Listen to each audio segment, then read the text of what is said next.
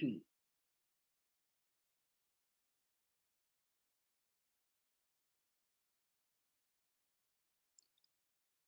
afternoon, everybody. Welcome to our latest lockdown webinar, Demystifying the Dark Web. Thank you all for joining us. I hope everybody is safe and well in Dubai, Abu Dhabi, or wherever else you may be joining us from. Over the course of the next hour, we will hopefully be giving you something to think about as we explore this intriguing threat that is the dark web and the various risks that it poses to us as both companies and individuals.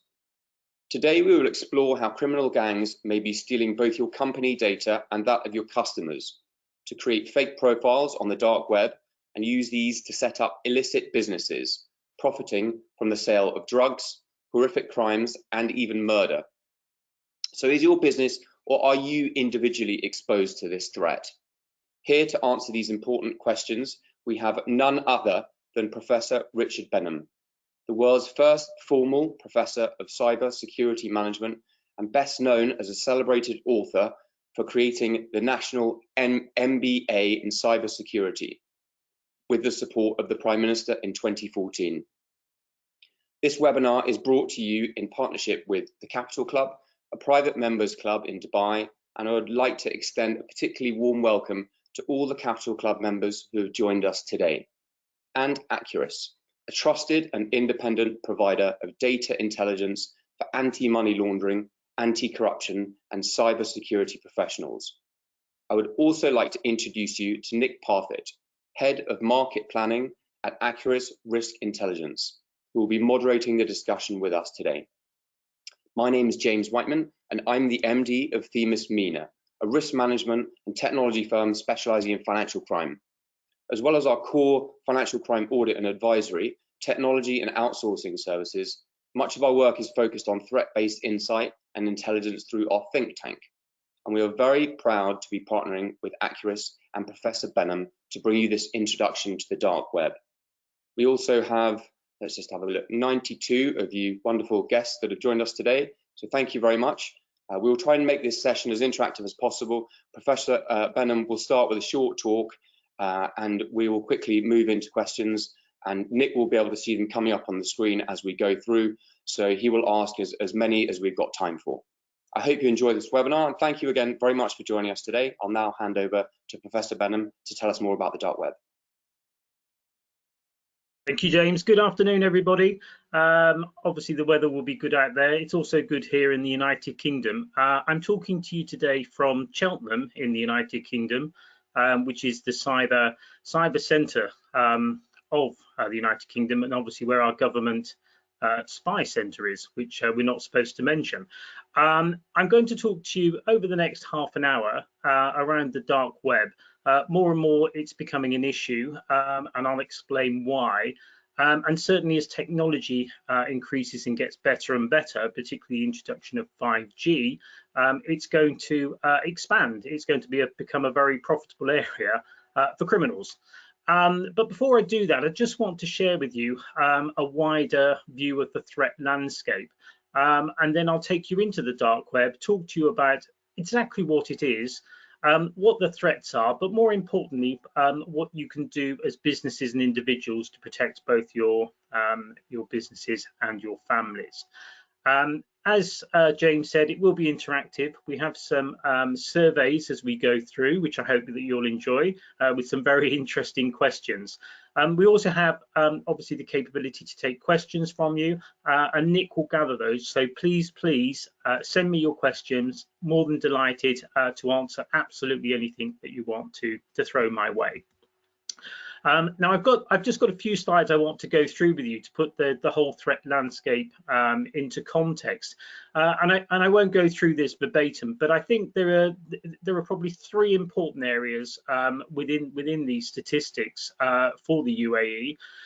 I think that worldwide we've already seen 38 million new pieces of malware. So that's viruses, bugs, things that can go wrong with your technology. That's a huge number, and there's definitely a business there being driven to disrupt the internet and business generally, largely from cyber criminals. also from just individuals who are malicious, but also now we're obviously seeing a lot from nation states who are seeking to disrupt other countries for both political and economic benefit. From a technical point of view, which is obviously where I come into this, the most troubling part for me is a lot of the bugs or the viruses that are now being made to go out there have a very large amount of investment in them, and they are actually polymorphic, which means that not only is someone producing just a virus to send out there to do something, they're actually producing something that's very clever and something that can constantly change to evade detection. That makes it very, very sophisticated. And this is why cybersecurity is becoming such a big industry. With the introduction of 5G, artificial intelligence and the like, that risk is probably the biggest one facing any nation or any business or any citizen. How do we defend against it? But we'll talk about that a bit later on. Your part of the world is absolutely delightful. I'm a big fan of the Middle East generally, and the UAE and Dubai, particularly for all the excellent work that you're doing with smart cities, with the introduction of cutting edge technology, and obviously making your area a digital leader in the world. But that comes at a price, and I'm also very aware that because of the amount of revenue that you generate, the sophistication of what you're introducing, you are also very much a target for cyber criminals. There's a stat there that says 82% of all companies surveyed in the Middle East said that they'd been attacked. Clearly, that's 100%. How many people would admit to it obviously depends on obviously maintaining reputation, but more importantly than that, no one wants to admit they've been compromised, and some people just don't realise. But it's definitely a fact that the threat landscape is definitely evolving. Here in the United Kingdom, I work very closely with the National Crime Agency, Europol, Interpol, and a lot of the law enforcement agencies. And whilst this is UK centric, you know, the NCA, the National Crime Agency here, have produced quite a good model for tackling serious and organised crime. But we have a big issue as well with the City of London being obviously in the United Kingdom. We see an awful lot of crime-related fraud, particularly digital and cyber fraud happening. In terms of the dark web, so that's really the threat landscape. But if we look at the dark web in particular, that also has become very, very sophisticated over the last 10 years. The slide I've just put up just talks about a company that's trading on the dark web, or was trading on the dark web till it was taken down, called Alphabay. Clearly someone has a sense of humour, because it's like eBay for criminals. But what's staggering about this is that it was set up in very much the same way. But what is staggering is that up to 2017, it had turned around $3 billion worth of business and had done over 3 million Bitcoin transactions. And I'll also talk about Bitcoin on a future slide. So this is big, big business. So the dark web, and I think I read somewhere, and it's totally, this is without any foundation, but they say it's the third largest trading area in the world. Whether that's true or not, I don't know. But certainly it's a problem, and it's a problem for businesses, citizens, and nations that wish to trade properly. Because of course people don't pay tax on the dark web, so it does have significant tax advantages. The slide I've just put up, the criminals, I'm not sure if it's a sense of humour or whether it's having good business acumen, but they call their sites things like the Halo and Wall Street. But again, behind the facade and the branding, there's serious criminality trading in undesirable things going on, and a heck of a lot of Bitcoin transactions and cryptocurrency transactions going on. So just before we go to our first survey, it would be remiss of me not to talk to you about COVID-19 and where we find ourselves today, and how that's impacting on the dark web. It's actually benefiting the dark web, the criminals that sit within it. We're seeing a huge increase in two areas. The first area is the sale of illegal drugs and substances and magic cures. And the criminals are playing on people's vulnerabilities, encourage them to go into the dark web, encourage them to buy, cures for COVID-19 and similar things. And of course, sat at home feeling slightly desperate, they're having access to a computer. The dark web is relatively easy to access. And again, I will explain that later on. The other key area that we've seen, and I'm sure that you've all seen it in your email boxes and on your phones, is that the number of spoof emails, texts that are coming through, enticing us to click on things that perhaps we shouldn't. And because our business, for a lot of us, are, we're working from home on our laptops, as I am today talking to you, it presents the criminals with an ideal opportunity to get into places that they wouldn't normally do. Working from home generally, not for all companies, presents a big security risk. It's far easier for me, if I was a cyber criminal, to hack into your home network and into your PC with your workplace there than it is within a work environment. So I'd like to go to the survey, first survey, and obviously I'll ask the question and pass to Nick. So you do not have to answer this, but I would be greatly appreciated if you could answer this honestly. But have you actually been on the dark web at any time? Thanks, Richard. Okay, great. So we've got people polling away, which is great.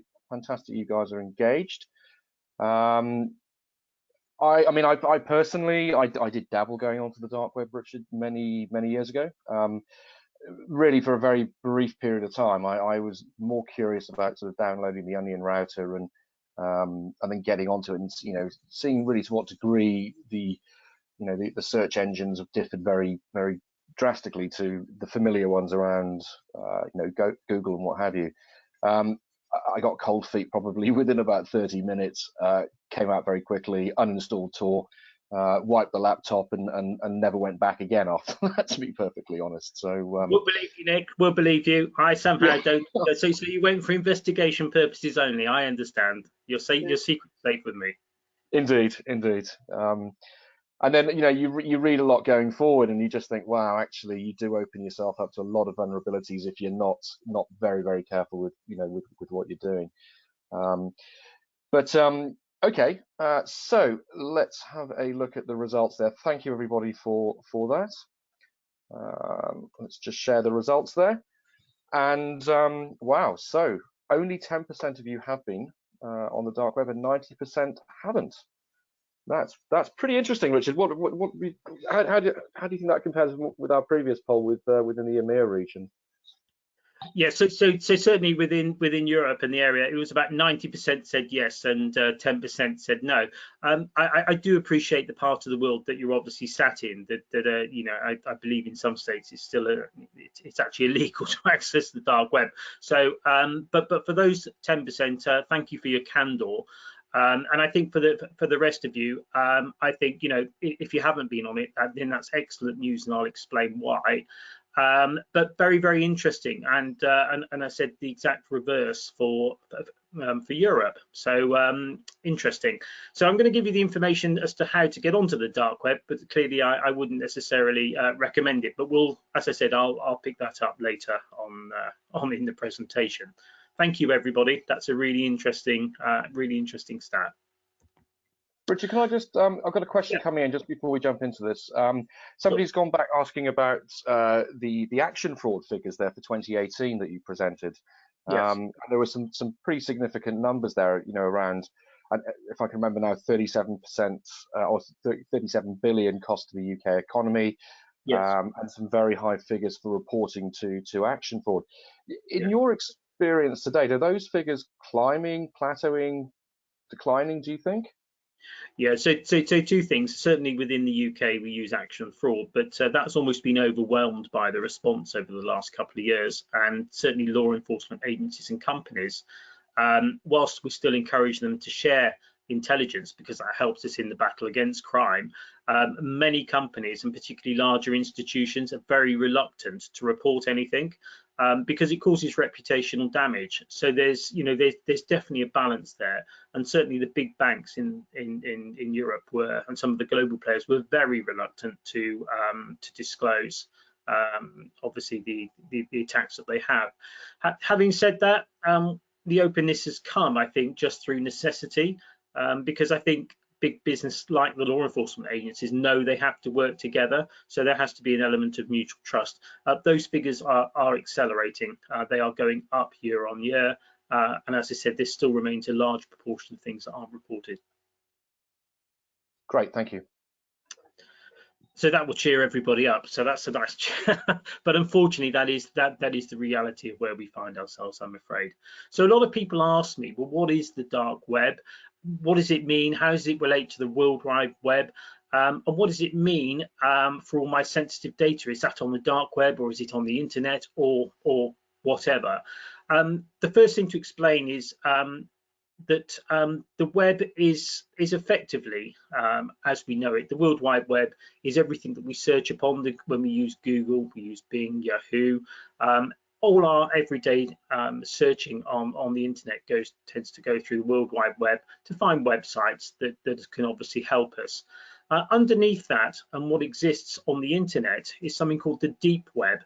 And actually, it's probably described wrongly. It is both the deep web and deep net. But effectively, it's where all the financial records, it's where all emails, it's where all Twitters and social media, it's where anything that we put a password on and encrypt, or we have a gateway to going into, is stored. And all of that information makes up about 90% of what we would define as being on the web. So we have effectively 5% that we use on the World Wide Web, 90% which is all of the information and bits that we use to transact. And that's the bit that we protect as businesses, because that's the bit that, you know, that all businesses not just businesses, academia, governments, that they all run on and where they store it. But right at the bottom of that is something called the dark web. And this is effectively about 5% again. And this is restricted to special browsers. You can only get on here with a special browser. It tends not to be indexed. So by putting in a generic term, it's very hard to find what you want. So you have to know why you're going into the dark web, and you have to know what you're looking for. That said, when you do go in, it's very, very easy to find all sorts of bad stuff. The big characteristic of the dark web is that largely it's illegal behavior that goes on there, but it's anonymous. It means that you can log on without being identified, and you can transact without being identified. So it is a criminal's paradise. There are also benefits to governments, to both military and also to counterterrorism and intelligence bodies as well. But primarily, the dark web has evolved into a place for criminals. So the next question I always get asked is, well, why do they exist? Well, I've explained to you why the deep web exists. That has to exist so that we can transact confidential information across the internet to enable us to use the internet and to use the World Wide Web to do business, you know, to send things confidentially and to just transact a lot of our business. And to be perfectly honest, a lot of the world's trade, banking and everything now exists through the deep web. But why does the dark web exist? I mean, if it's that bad, why don't we just shut it down? Well, there was actually an attempt to shut it down a few years ago, but it is so difficult to shut down because everything's anonymous, because there is this pressing belief that the internet must remain free. It's a very, very difficult thing to police. And as soon as you shut something down, something appears in its place. The introduction of Bitcoin has clearly enhanced that capability for people to transact. So the dark web won't necessarily disappear. It will evolve and it will change. And with the new technologies, with 5G, the use of what's called peer-to-peer data transfer, that is without the need to go through the internet or the like, the problem's going to remain. It will just manifest itself in a different way. But as we sit here today, the dark web does exist. We can't shut it down, but what we can do is modify our behavior to protect ourselves. There are some positive sides to the dark web. Sorry, Richard, just to jump in there, because we've got a question that's very pertinent to the shutting down. And the fact that you've mentioned how difficult it is, and we have a question here saying, well, if you can't shut it down, can you not make it illegal to download the browsers which access it such as tool? So it sounds a fair question. I think that's exactly the right question, and I know that governments and law enforcement agencies are looking at that. But there is this constant dilemma that if you took away the browsers, somebody would just invent another one now because everyone understands the mechanics. But there is this call for freedom on the internet that goes against security, and we're seeing it more and more. It's one of the big ethical questions around the use of the internet. You know, how much should the state restrict access for citizens on the freedom of information, and at what point does it become a security issue, or what point does it become illegal? Now, in the real world, that's quite straightforward to know, but everything's a little bit ambiguous when you're online, and particularly if you're anonymous, it's very difficult, even if someone's doing something wrong, to actually find who's actually doing it wrong. There's also a call for, and I've mentioned it on this slide, journalistic reporting, research, intelligence sharing, and a lot of the spy agencies around the world will use the dark web to transact information. And indeed, the dark web started up as a military-based tool. I think it's for the US Navy many years ago. And there is an irony that they still fund part of the dark web and part of Tor, which they obviously introduced to enable that to happen. So journalists would say, well, actually, we want to keep this anonymous capability on the web because, of course, we want freedom of information. A very timely ethical issue for governments and business and everyone to decide on. And I think the need to protect citizens will effectively always override that. But there is that battle going on at the moment. So I've mentioned that what's on the dark web. I need to focus and tell you what's bad on the dark web, just so you know, if you've never been on there, if you do go on there, what you can expect to see. Stolen information. Any information that's stolen, any data breach. British Airways was a particular recent one, but there are many examples of huge data breaches across the globe. Every time data is stolen, almost within hours, it finds itself on the dark web for sale. If I was a cyber criminal, that's the area I'd go for, quite simply because it carries low risk, and you can sell it relatively quickly. People will always buy credit card numbers. They'll always buy people's passwords. There are a lot of people out there that will pay money for that. If you get in right at the beginning of a breach, you can get pounds or dollars, tens of dollars for the information. But obviously, as it gets shared more and more, you can get fractions of cents, fractions of pounds for the information. But because it's always stolen in bulk, it's always worth money. Illegal drugs and substances. I've mentioned COVID-19 and obviously the increase in this area on the dark web. The purchase of not just recreational hard drugs, prescription drugs. We also see illegal substances being traded on here as well, and that can be bioweapons and the like. The most gruesome part, and this is the one that tends to get more publicity than others, is obviously child pornography, the use of human trafficking, sale of body parts, counterfeit goods and banknotes, and also weapons can also be purchased on the dark web. And for me as a citizen, that does disturb me, probably more than the others, even though the others are bad. And I think for that reason, I think this is why the law enforcement agencies are so keen to police the dark web, but it's not good. Richard, can I just ask you a quick question then, which is coming in from the audience? And the question is around: are there any specific risks then for the UAE, and do you have any examples? Yeah, so the UAE in particular, because you're very digitally advanced and you're investing huge sums of money in your digital infrastructure. I mean, the smart cities are phenomenally impressive. The risks are considerably more.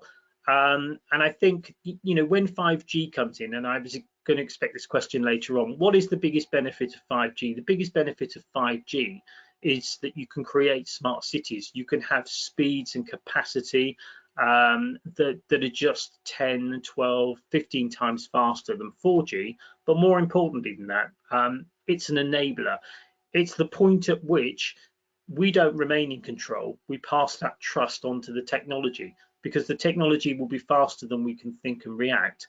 and we will create intelligent environments in our cities and within our workplaces, so that the machinery and technology does things for us faster, quicker, but also at a speed that we can't effectively control in real time.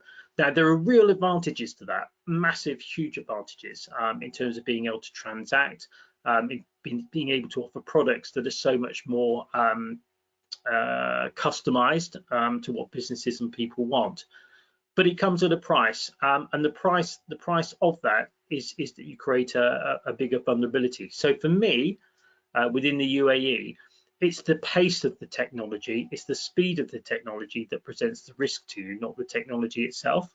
And it's just having an awareness of where it could possibly go wrong, which will leave you vulnerable. Having said that, you know, it is possible to build in security measures into any new technology, but that worries me slightly, that the use of 5G will also create artificial criminals. So you won't just be physical criminals, we'll see a lot more artificial intelligence, something called bots, which are effectively man-made little programs. You'll see those becoming more and more sophisticated. So when I spoke at the beginning of the talk about viruses becoming more sophisticated, if you have an intelligent environment and you are investing lots of money in 5G and creating, as you are in the UAE, you also need to ensure that the investment goes into defending proactively, in my view, some of the threats that will evolve. That said, and we had the question earlier, and I put it on the slide here, the onion router is illegal to use in some Middle Eastern countries, and I believe it is still illegal to use it in the UAE. And I don't think that's a bad thing. Personally, that's my personal view. However, the rest of the world doesn't seem to have quite so much of an issue. As I said before, it was originally used by the military to access a very secret sort of form of communication, and somewhere along the line it sort of lost control, and the criminals have moved in. What I didn't mention earlier is virtually everything within the dark web tends to have encryption, and the reason it's called an onion is because as you go into it, there are layers and layers of encryption like an onion, which effectively means that no one can see who you are. So that's why Tor is used. It's why it's called an onion, is it just keeps you anonymous. So Nick, you're probably all right. They probably didn't realize it was you. Good to hear. Just before we go to our next survey again, what's banned on the dark web? I mentioned cryptocurrencies, particularly Bitcoin has been a big enabler on the dark web to enable criminals to transact, and of course the use of money laundering is well documented on that. We're seeing a lot more cryptocurrencies being introduced. We're also seeing barter being used as well, so the provision of one service against another. And again, that all helps to keep buyers and sellers anonymous from each other. So, a survey. So, have you personally, any of you, experienced identity or credit card fraud? So this is a question for you personally rather than for your business. And I'm interested to know because it'll give me a good benchmark as to obviously how vulnerable you feel that you are.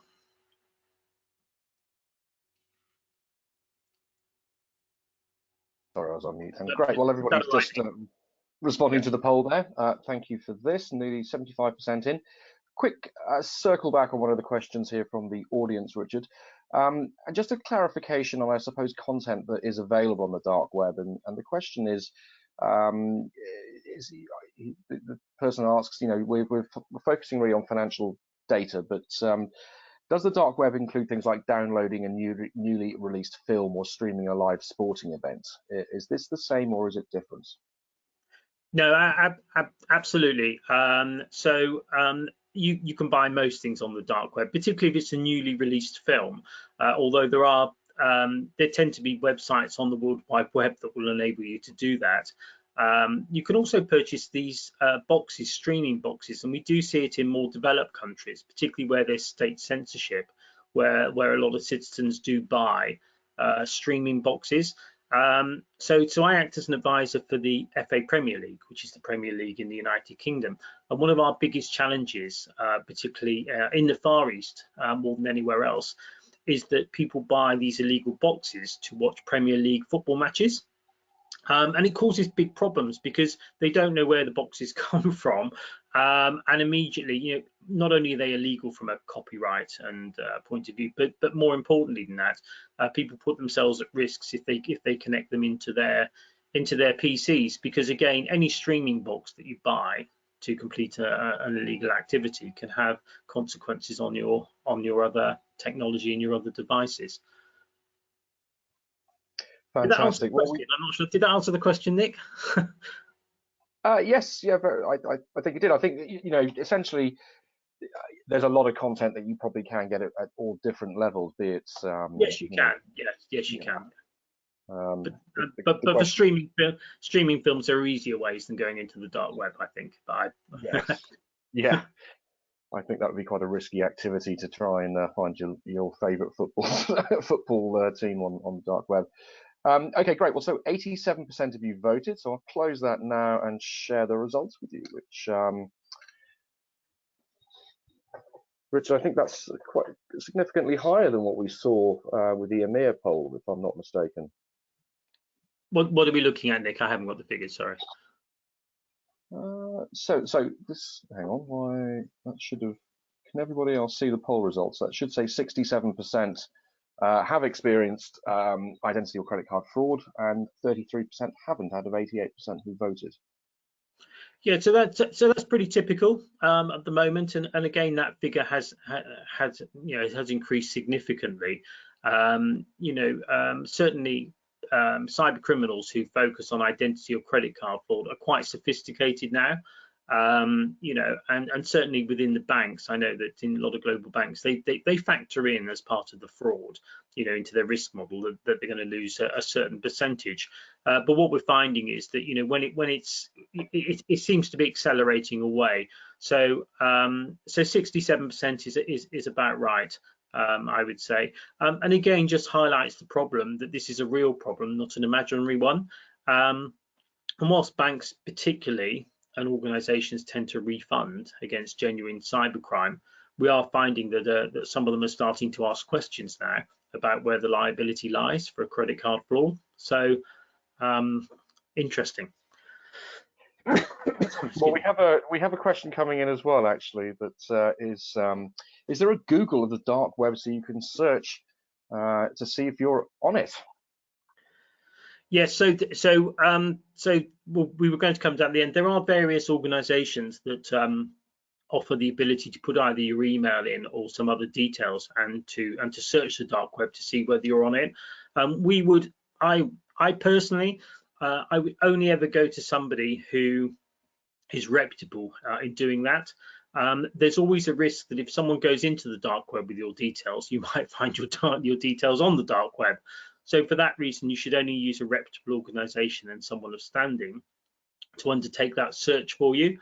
And again, it's a useful thing to do, because whilst there may be no indication that there's any wrongdoing, that if your details have been taken, say, from a major breach. So I'll give you an example. So BA had a breach of 300,000 customers and credit card details. I was one of those. I was aware that my credit card went straight onto the dark web. I cancelled the credit card, and that was it. And then there was no issue for me. But if I hadn't have known that, then that would have been possibly a useful example of why I would need to have a look at the dark web. There's nothing wrong with searching it, for sure, but I would always do it through a recognised third party. Thank you. Such as Acuris, because I think you offer that, don't you? Yeah. We do offer a service, and I think we'll come into that onto that in a little bit more detail later on. But yeah, thank you. Okay, so a lot of the things on the slide here we've covered already in speaking to you, but again, just two key points that I want to highlight. I talked about the sophistication of people getting into your machine from those black boxes if they happen to be browsing. Almost certainly, if you go onto the dark web, either through Tor or through some other device, the criminals there and the people that exist there will almost certainly try and find how to cross-contaminate the device that you're looking at the dark web on, and it's quite common for them to get you to click on a website on the dark web and release a bug into your system. And the most common thing we're seeing is that they look to take over your webcam. As a single point of vulnerability for anybody, if I can get control of your webcam, not only can I see your everyday life, potentially incriminating imagery, particularly if you're a celebrity or somebody of standing, but more importantly, I can see you conduct your bank details. I can see you do a whole lot of things. So more and more, the biggest risk of going on the dark web, even if you don't click anything. So Nick said he went on, but his biggest risk was that his machine had been contaminated. The other thing that I wanted to highlight was that law enforcement agencies no longer are accepting curiosity or a mistaken keystroke as a reason to go onto the dark web. You have to specifically download a browser. You specifically have to go into it, and more, they're not relying on that as a reliable legal offence, particularly with illegal child images and the purchase of anything that's illegal at all. And of course, lots of law enforcement agencies run stings on the dark web. So even if you're clicking on a site, it may actually be being run by a law enforcement agency who will use it to track you down. So there are more risks on the dark web than you realise. Now, what does that mean for the UAE? So obviously, I've spoken generically about the dark web, but I wanted to focus on your region, which, as I said, is doing fantastic things. It would be remiss of me not to at least just point these out to you. But because you have quite a large number of banks, fund transfer organisations, huge telecoms infrastructure, and of course the huge revenues and employment from oil and gas, you are very much a target. And the target can be financial from criminals, but it can also be political. And we see more and more, obviously, within the Middle East, the use of cyber attacks and manipulation online for political purposes, and that includes fake news and everything else. And of course, we also see a military presence as well, where a lot of nation states now, including the United Kingdom, are seeing the cyber capability as being part of their warfare capability, and it would be remiss for me not to mention that. So there are always those risks that exist. There's also a drive for destabilization, which I've noticed, but again, the building of your infrastructure, the way you're doing it, I think is tackling that very well. And of course, the terrorist activity that's related to the dark web and what goes through it, again, remains a risk for us all, not just for the UAE. So just quickly before we go into the next survey, people have often asked me, well, actually, I quite like what you're saying to me. I don't pay tax. I want to build a dark web business. So to highlight how easy it is for just from an individual to build a dark web business, then what I'd like to do is just quickly take you through how you build a dark web business. So you'll see on the right of the slide, I've invented a logo. Just like a normal business on the dark web, a criminal will invent a logo. I'll have my mission statement, which is always pretty generic, which is to make money by exploiting people without being caught. But that mission statement can be something different. It could, for instance, be to destabilize a competitor. It could be to cause disruption. But the only kit that I need to get into business on the dark web is a computer or smartphone or something similar, internet access, a bit of encryption software, which I can download for free, to set up a fake bank account and cryptocurrency, and a dark web browser. And all of those things are available effectively for free just by Googling how to do them. So, there's an irony there that, that the internet enables anybody who wants to be a criminal, not only to become a criminal, but it even tells them how to do it. And for that reason, if we were to set up a company, the websites are quite professional, they use imagery, and to be honest, they look very similar to those on the World Wide Web, except they're selling very, very dangerous things. And you also see the terminology changing on the dark web. We see criminals now using words such as data services, galleries, medications, and protection, rather than the hard reality of what they are. And that's to make people feel a little bit better about buying it. Now, you could argue that people buying it don't care, but they're trying to, they're trying to capture as many people as they can. In terms of the products and services that we would offer as a typical business, stolen ID, emails, passwords, personal information, very easy to get, very easy to pass on. We'd also focus, if I was to do this, on the sale of company financial sensitive information, anything that we can get that's embarrassing, anything that that gives us that has some sort of value in terms of information. Illegal images, drugs, weapons and poisons, and all of those other bits and pieces as well. Even as we said before, the streaming of new films that haven't been released. Whatever it is, we can set up a product or service for it. So I want you all to imagine, and I hate to say this to you, that you're all cyber criminals, that we've all set that business up, and we have a list there.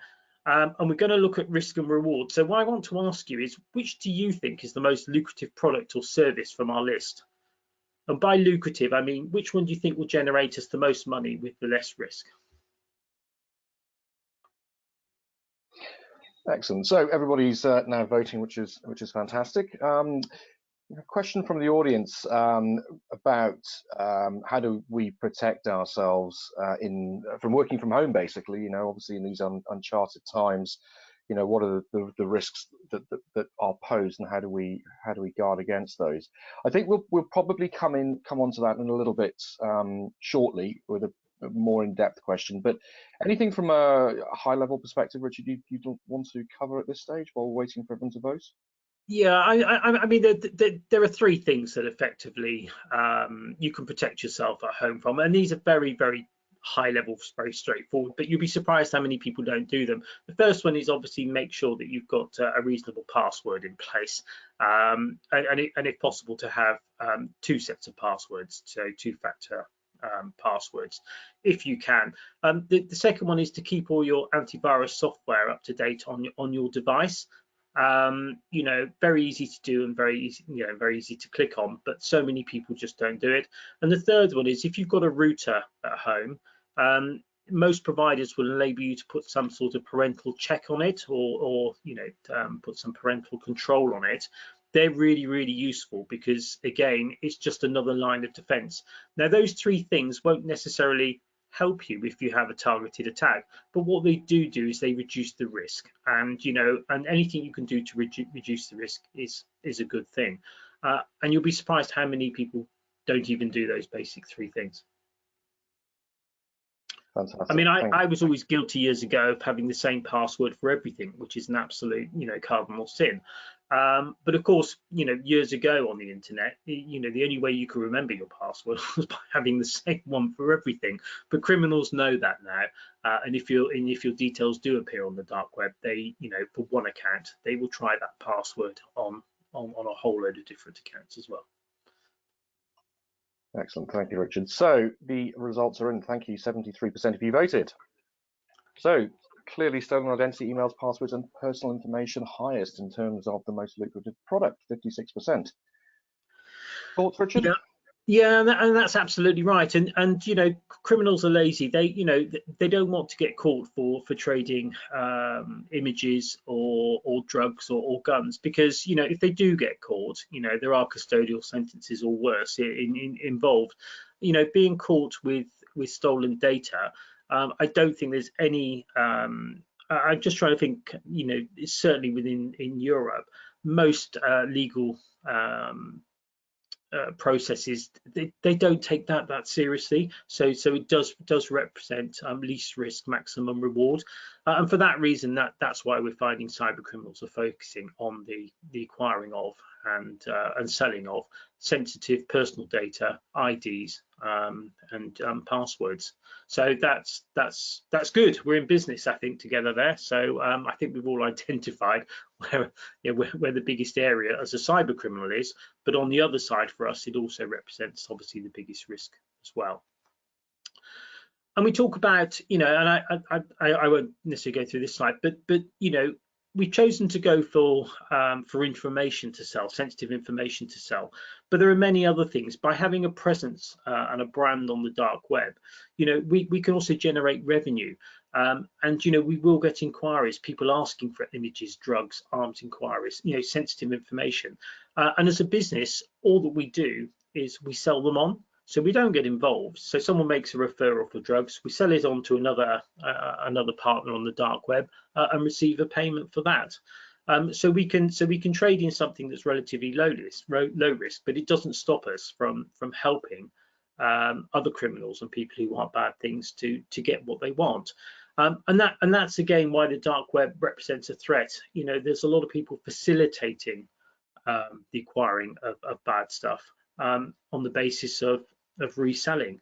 It operates very much like a business community on the dark web, and we have to realize that this is just not a bunch of guys or a bunch of old criminals trying to rip people off. These are very, very sophisticated organizations that are running these very much along business lines. So I mentioned the chances of being caught are very low. There are many reasons why across the world it's very difficult. One, we talked about it being anonymous, so straight away you don't even know who's doing the crime, and you can't even find out who it is. And for that reason, that's why it costs the police lots of money to do stings, to set up false websites on the dark web, you know, to do undercover operations on the dark web. It's very, very expensive and very time consuming. So, you know, our chances of being caught for our business are low because the policing costs are so high.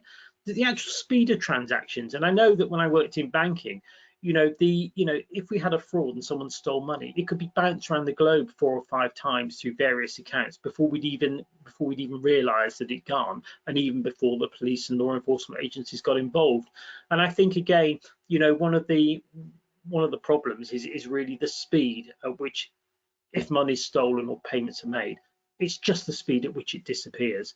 And I mentioned earlier what we call P2P networks, peer-to-peer networks, which are like small little communities that exist that actually nobody can get into. So technology allows one device to talk to another, and we see that with mobile phones being able to share files and bits without the need to go through the internet. And again, for the UAE, because you're going to introduce intelligent environments, so you know your whole Internet of Things, your whole cities that you build will have intelligent environments that react to what's around them. The use of peer-to-peer networks will be massive, because you need that to make your intelligent environments work. So again, one of the things I would recommend for anybody that's in that space is that if you do have peer-to-peer networks, you very much look at the security of them, because again, you know, that will be an area of vulnerability. Great, Nick. Richard. So yeah, thank you. So at this stage, I think, you know, we've heard a lot of information here, there's been a lot of detail. Some of it quite scary, I have to admit, but you know, obviously there's good things that we can potentially do to mitigate some of these risks. So could I invite James from Themis back on and pose a question to you, James? And that is, from a practical perspective, what are the key steps companies should be taking to help manage the risks associated with cybercrime during this COVID-19 pandemic? Thanks, Nick. Yeah, I mean, from a corporate perspective, obviously things have changed significantly since COVID-19, and the threat has increased, as we've heard from Professor Benham. But I mean, firstly, I think the important thing is to understand the threats you're exposed to as a business. Understanding the issue is the first step, and just by the fact that lots of people are on this webinar suggests that everyone's seeking information, which is great. Attend as many webinars like these as you can, and read as much sort of information and papers as you can. Encourage your teams to do the same. Secondly, I think understanding the specific risks your business is exposed to is very important. This is obviously unique for all businesses, as it depends entirely on how you operate, who your clients are, what products you offer, what, you know, via what channels, how much data you hold, etc., etc.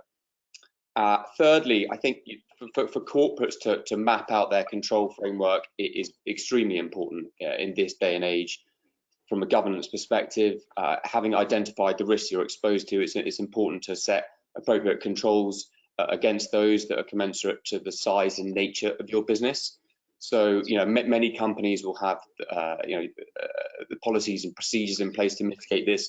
but do they have the right systems, tools, governance, and MI to ensure that the controls are actually effective and you are actually protecting your business? And that's something that Themis can very much help with.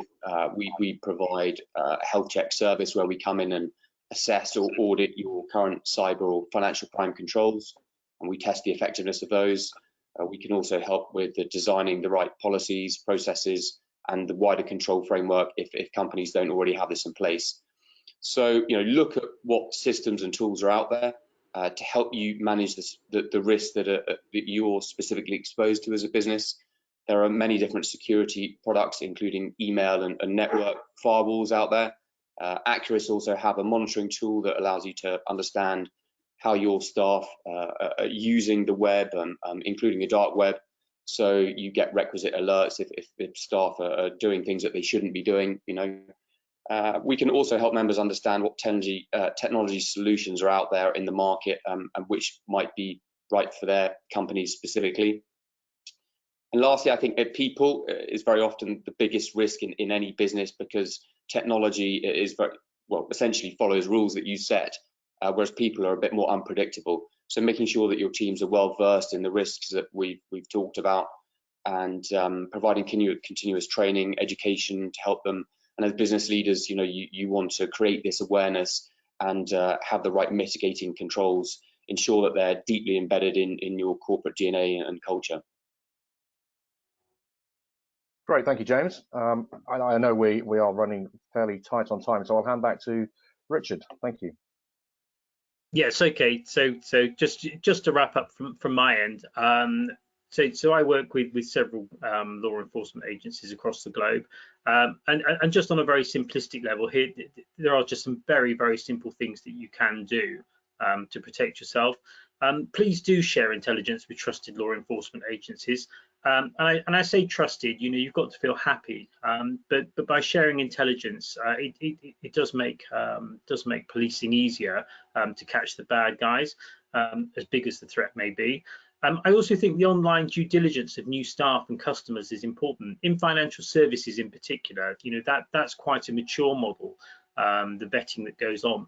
But there are an awful lot of industries where there needs to be a little bit more vetting of staff, particularly regarding, do they have a presence on the dark web? Is there information on the dark web?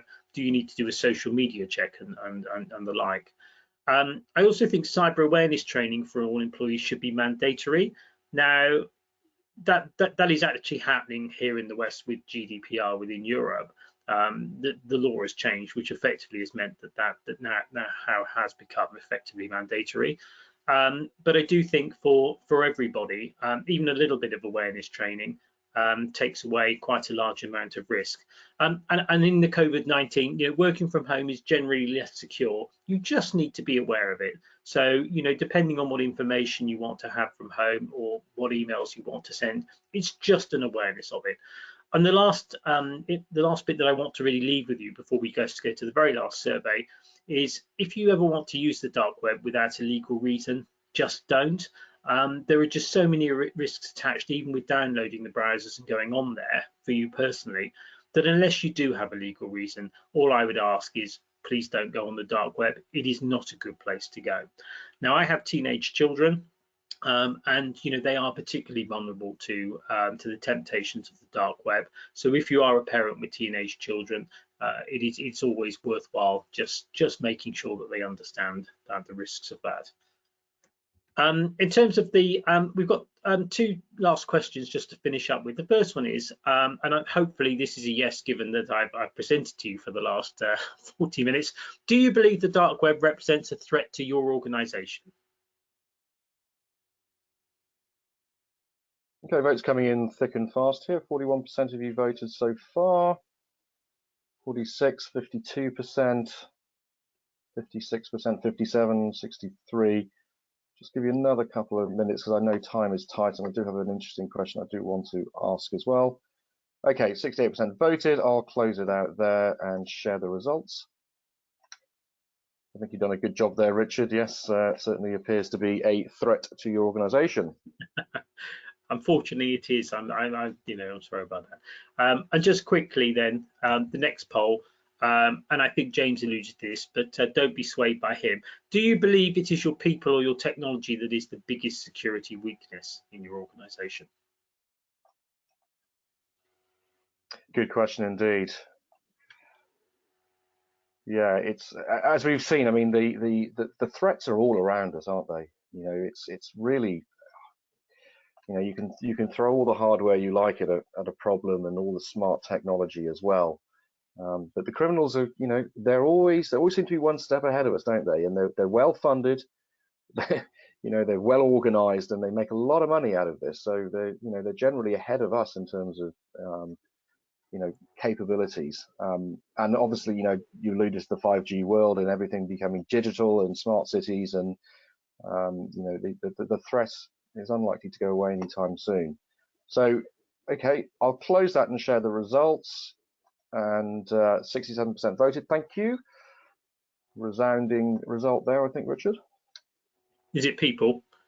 It is people. Sorry, you can't see that. 83% say people and 17% say technology. Yeah, I mean, it used to be technology. Now it seems to be people. You know, people do silly things either for the right reasons, either because they're vulnerable or because they just want to offer good customer service. We see time and time again, people want to be helpful when dealing with customers, but they sometimes do that at the expense of their data security. So good. Well, that's good. So Nick, that's all from me, and thank you to all of you for listening to me. I'm obviously open for questions now, but conscious of time. So Nick, do we have a few questions to finish up with? We do. With only 3 minutes left, though, I think we might have to defer and actually answer these questions for you via Themis Senate page. We can do that. Fine. So let me hand back to James to close out the session. Big thanks to the audience, great questions, and I hope you found that very interesting. Yeah, thank you. Thank you, Nick. Thank you, Professor Bunham. And with that, ladies and gentlemen, I'm afraid we're going to have to draw time on this really fascinating discussion. Thank you to all our guests who have joined today, and for those of you who have taken part in the polls and asked so many interesting questions. This is actually part of a wider exploration of the threats associated with the dark web that we are hosting in partnership with Acuris. Our members may continue the conversation on the Themis Senate, our online Q&A portal, as Nick just mentioned. Both Richard and Nick will be on the Themis Senate and ready to answer any further questions that you may have over the next few weeks. On your screen, there is a section entitled Handouts.